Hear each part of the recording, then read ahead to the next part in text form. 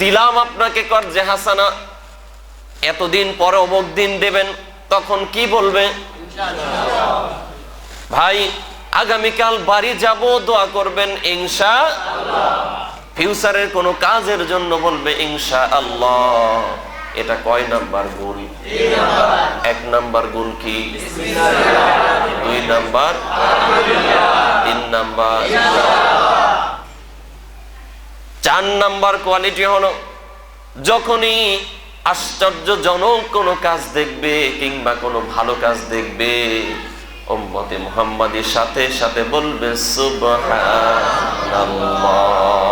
কি বলবে? জোরে বলেন সুবহানাল্লাহ। আর এই সুবহানাল্লাহ বলার কেমন দাম! হযরতে মুসা আলাইহিস সালাম, হযরতে সুলাইমান আলাইহিস সালাম, তিনি যেই সিংহাসনে বসতেন তাফসীরের কিতাবগুলিতে পাওয়া যায়, এই সিংহাসনের যেখানে রাখা হতো, যেই তক্তাটা আকাশ দিয়ে উড়ে বেড়াতো, ওর দৈর্ঘ্য ছিল 27 মাইল। কত মাইল? কত মাইল? আবার কেউ কেউ বলছে 27,000 মাইল। ওটা দূরেই দেখলাম, 27 মাইলই ধরে নেন।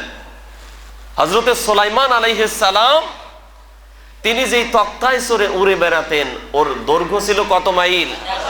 27 মাইল। চিন্তা করছে, এর উপরে ছিল 4 আঙ্গুল পুরা স্বর্ণের প্রলেপ ছিল পোড়াটাতে। এর মাঝখানে বসতেন হযরতে সুলাইমান আলাইহিস সালাম। ডান পাশে 300 সংসদ সদস্য, বাম পাশে 300 জিনের সদস্য। জোরে বলেন সুবহানাল্লাহ। এইভাবে সুলাইমান আলাইহিস সালাম একদিন আকাশ দিয়ে উড়ে বেড়াচ্ছেন, জমিন থেকে 9000 মাইল উপরে। একজন কৃষক তিনি দেখতে পেলেন হযরতে সুলাইমান আলাইহিস সালাম বিশাল মহড়া নিয়ে চলে যাচ্ছেন। তিনি এটা দেখে বললেন সুবহানাল্লাহ। কি বললেন? সুবহানাল্লাহ।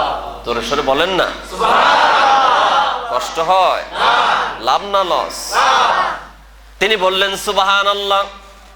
এই সুবহানাল্লাহ বলার সাথে সাথে আল্লাহর পয়গম্বর সুলাইমান আলাইহিস সালাম তার এই তক্তাকে জরুরি ওই কৃষকের কাছে অবতরণ করার জন্য নির্দেশ দিলেন।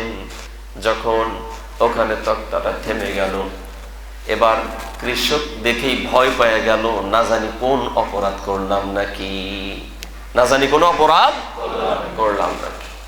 তিনি ভয় পেয়ে গেলেন। আল্লাহর পয়গম্বর সুলাইমান আলাইহিস সালাম ডাক দিলেন, ও কৃষক, তুমি একটু আগে কি যেন বললাম? তখন বললেন, হুজুর জাহাপানা, আমি ভুল করেছি, হয়তো বুঝতে পারি নাই। আপনার এই সুন্দর মহড়া দেখে আমি আল্লাহর প্রশংসার জন্য বলেছি সুবহানাল্লাহ। তখন সুলাইমান আলাইহিস সালাম বললেন, তুমি তো জানো না একবার সুবহানাল্লাহ যে বলেছো তার কত দাম, কত দাম। তুমি তো জানো না আমি এই যে তক্তার উপর বসে আছি, এর উপরে আমার যে চেয়ার এবং যত সরঞ্জাম আছে, এগুলা সব কিছু 1000 বার বিক্রি করলেও তুমি যে সুবহানাল্লাহ বলেছো এর দাম হবে না। সুবহানাল্লাহর দাম আছে না নাই? তাহলে উম্মতে মুহাম্মাদির 4 নাম্বার কোয়ালিটি হবে, যখনই কোনো ভালো কাজ দেখবে, আশ্চর্যজনক কোনো কাজ দেখবে, তারা বলবে সুবহানাল্লাহ। এই জন্য আল্লাহ তাআলা তিনি নিজেও সুবহানাল্লাহ দিয়ে আয়াত শুরু করেছেন।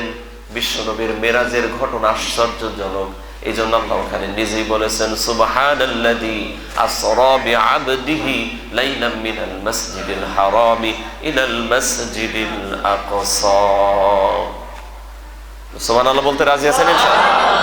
তাহলে আমল হলো কয়টা? জোরে কোন, আবার কোন? 1 নম্বরে কি?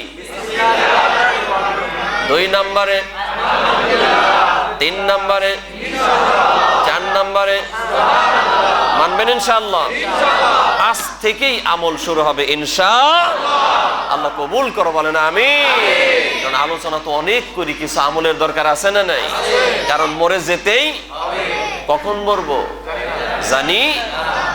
চোখেরই পলকে তুমি হতে পারো লাশ, চিরতরে বন্ধ হবে তোমারই নিঃশ্বাস, চোখেরই পলকে তুমি হতে পারো লাশ, চিরতরে বন্ধ হবে তোমারই নিঃশ্বাস। হবে এলান তোমারই নাম মসজিদের মাইকে, হবে এলান তোমারই নাম মসজিদের মাইকে, বাড়িওয়ালা নাই রে বাড়ি নাই রে দুনিয়াতে, বাড়িওয়ালা নাই রে বাড়ি নাই রে দুনিয়াতে। যেই কোনো সময় আমরা চলে যেতে পারি, কেউ জানি না কখন চলে যাব। এই জন্য কিছু আমল নিয়ে যাওয়ার দরকার আছে না নাই? কারণ পরকালে টাকা পয়সা কোনো কাজে আসবে না, সমাজের যে অবস্থান আমার সেটা কোনো কাজে আসবে না। আমি মাওলানা হয়েছি, আমি মুফতি হয়েছি, কোরআনের হাফেজ হয়েছি, বড় বড় মাহফিল করি, এই সুনাম খ্যাতি কোনো কাজে আসবে না। কাজে আসবে একমাত্র নেক আমল, ঠিক না? সুতরাং আমল নিয়ে যাওয়া দরকার আছে না নাই? আমার ভাইরা বাবাজিরা, আল্লাহ তাআলা বললেন উম্মতে মুহাম্মাদি যারা হবে তাদের ভিতর 4টা কোয়ালিটি পাওয়া যাবে। যখনই কোনো কাজ শুরু করবে বলবে বিসমিল্লাহির রহমানির রহিম, কাজটা যখন সম্পাদন হয়ে যাবে বলবে আলহামদুলিল্লাহ। ভবিষ্যতে কোনো কাজ করতে চাইলে বলবে ইনশাআল্লাহ।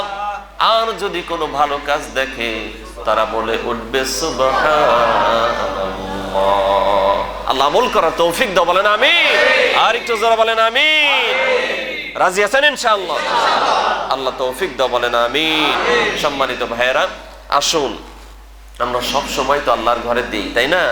আসুন আল্লাহর ঘরকে সুন্দর করার জন্য আমরা আমাদের